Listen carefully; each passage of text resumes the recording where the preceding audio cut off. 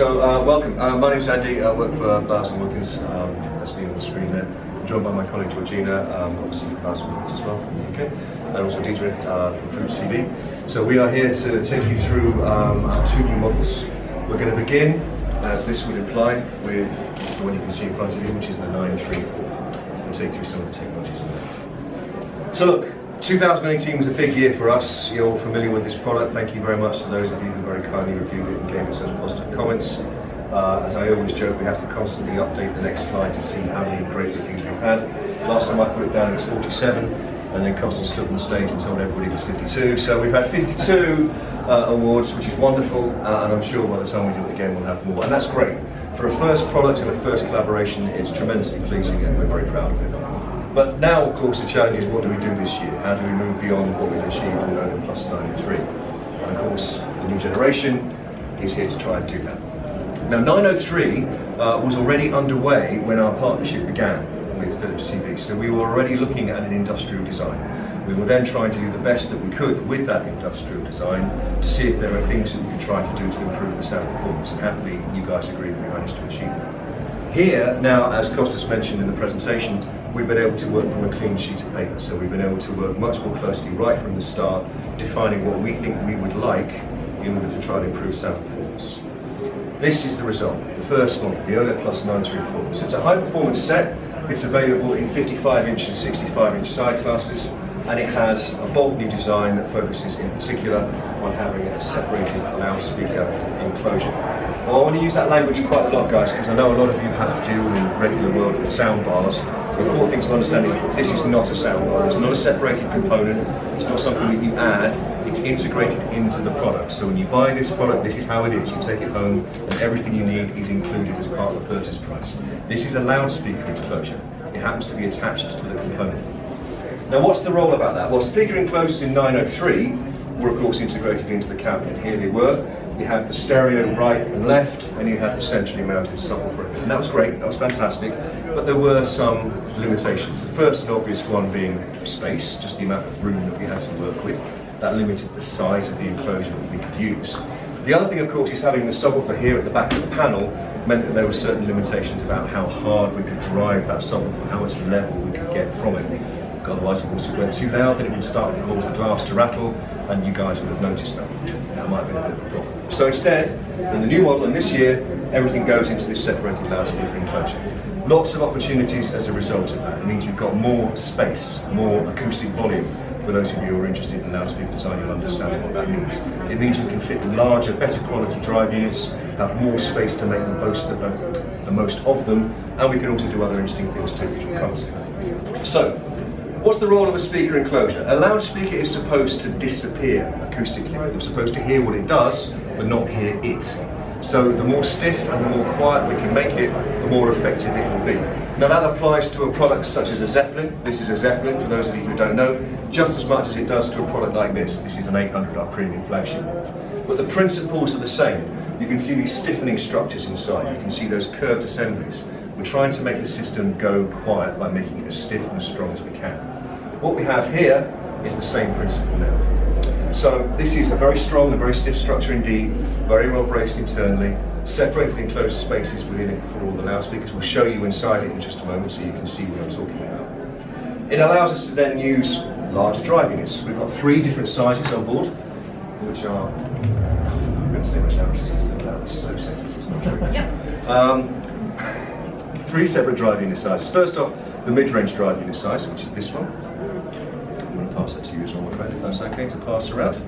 The second one, the bass, this is the subwoofer. When you have this one, it doesn't look particularly heavy. You'll be surprised that it feels much heavier than you think it is. And the third, for the Dolby Atmos. This is an Atmos elevation unit. I'm going to go into the specifics of this in just a moment. Right. So let's look inside. This is the configuration. Forward, left and right, stereo. Centrally mounted subwoofer, and then Atmos elevation units at either end of the assembly. If we look inside, you can see how those are arranged. So the 2 tweeters mounted right at the far ends with decoupling mechanisms, so they're floating within the assembly. The same kind of technology as we've used for many years inside our loudspeaker design. The centrally mounted bass assembly here, and then the Atmos elevation units angled and upward firing. Now, of course, the important point about that is this is a relatively speaking quite low down unit, and we have to make sure that we maintain enough energy to appropriately bounce the Atmos sound off the ceiling. So as you'll notice as this cone goes around, you'll see it's got quite a deep form. It's almost like a beamer. If we wanted to try and make the sound come out to a wide area, we do something like this. If we want to beam it, we're doing something like this. This is essentially the same principle. So we're trying to create a focus and bounce the sound off the ceiling to create a more effective and immersive Atmos elevation effect. So this isn't just an off-the-shelf drive unit. Like all of the drive units in this system are designed, developed and optimized together by Bowers WIlkins and Philips TV. If you were to put the product on the wall, of course the question mark is, well, what happens here with this? How does that work?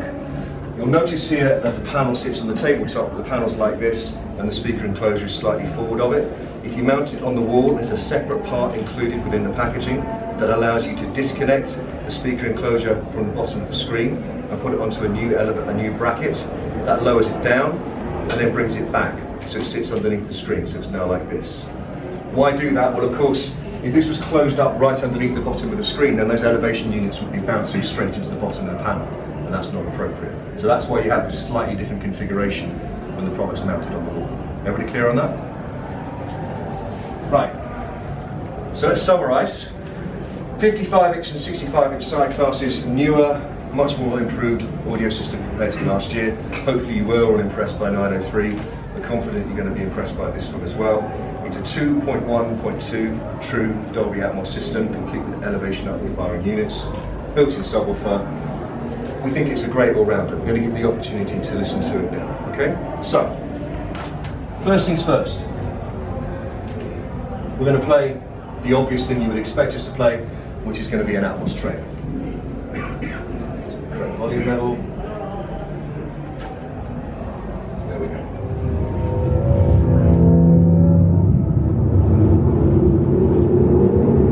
This is Dolby Atmos, the world's first object-based cinematic audio.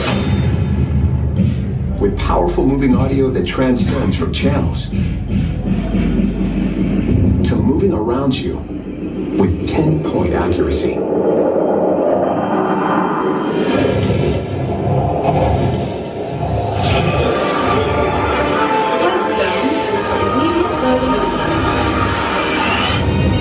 Whether the soundscape sets the mood of the scene,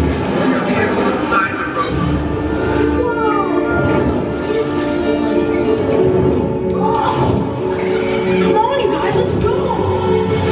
or captures the full extent You wanna know my secret? of nature's fury.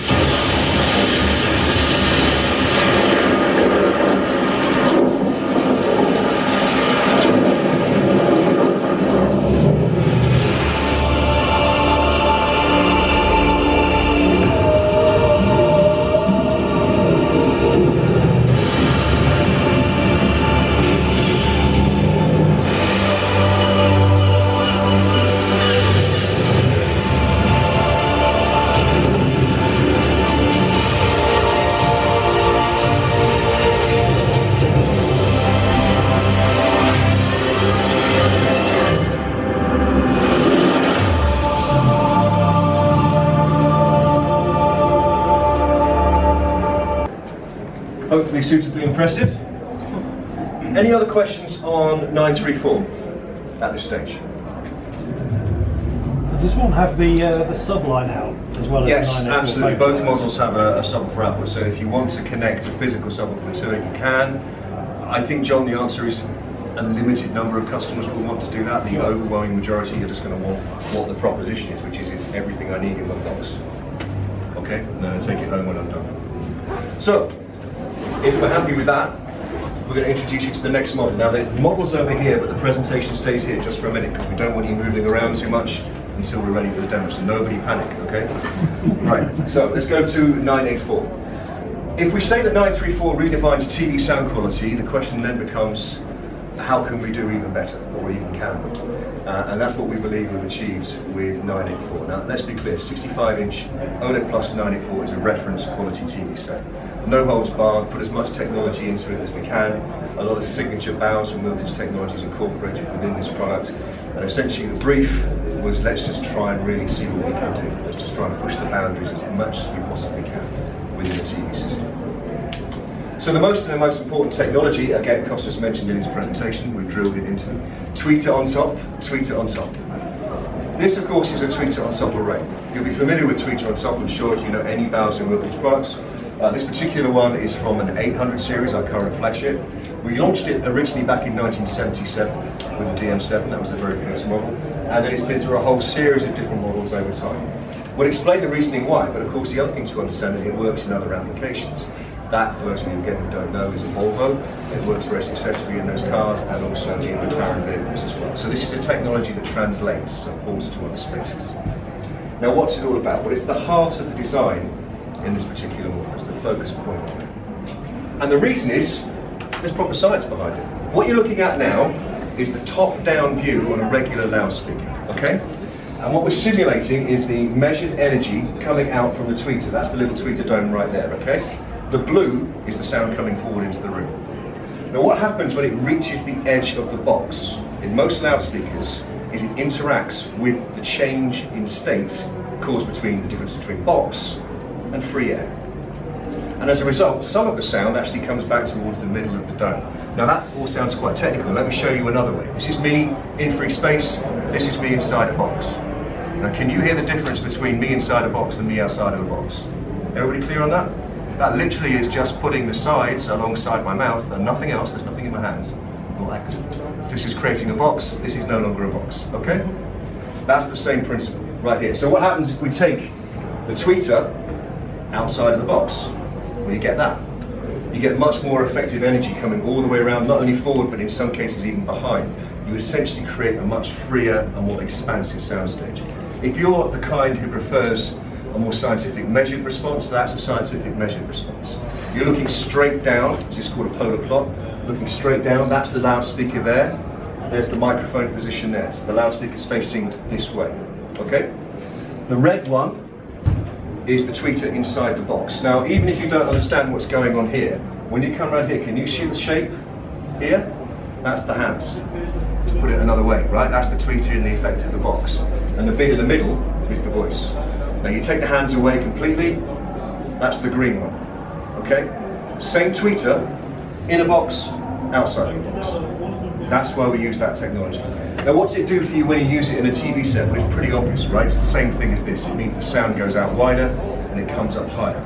Why is that a benefit? Well, pretty obviously on a big screen, the speakers are quite a long way from the center of the screen. So if we can try and bring it up so it matches the center of the screen acoustically, it just makes it much more coherent, much more intelligible, easy to understand. It also reduces a whole lot of distortion effect, a whole lot of coloration effect. It makes it much easier to understand what's going on. Intelligibility really improves.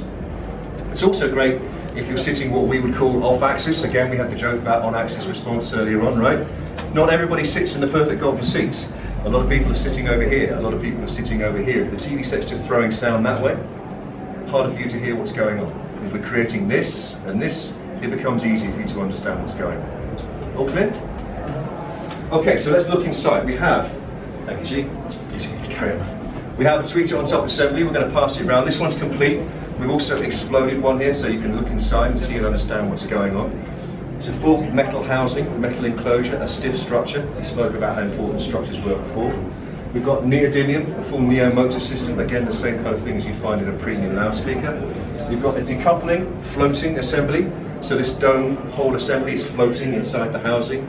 And you've got the same tweeter grill mesh as we use on an 800 series loudspeaker. So this is premium stuff.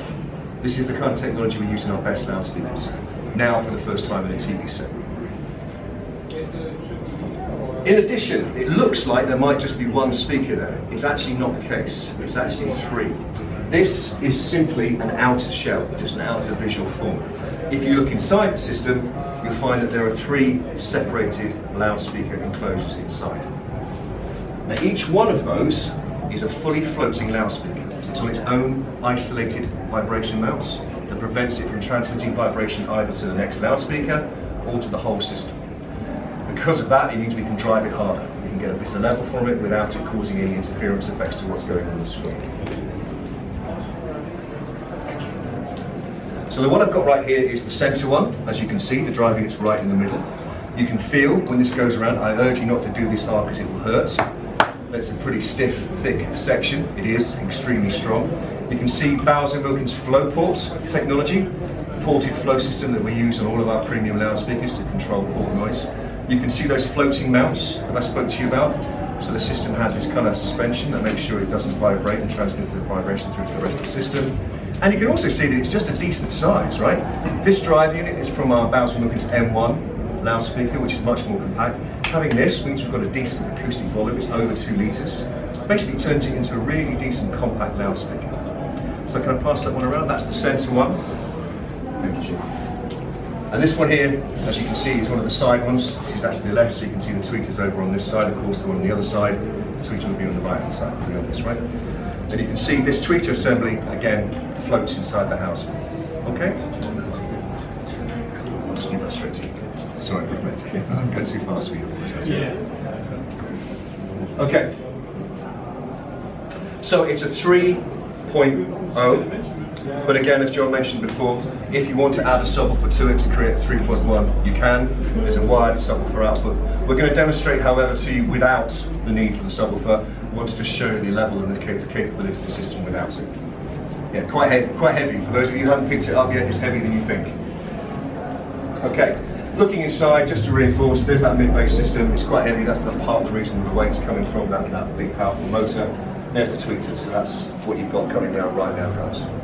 Inside. And there's the flow port system. So, just to summarise, there hasn't really been a TV like this before. This is essentially everything you could want. If you want to have just one system in your home that's good, music capable, movie capable, you could probably just have this and be happy. It does all those things. It uses proven technology and principles that we put into lots of our premium products for the past decades. Every single element is approved and tuned by the best engineers, we like to think, which is us. And it also has, just to be clear for the guys who might be asking that question, virtual Dolby Atmos decode as well. So no fixed forward-firing output drive units in this particular case, but it has the virtual Atmos decode capability. We think it's an all-rounder. We're going to give you the chance to hear that now. Okay?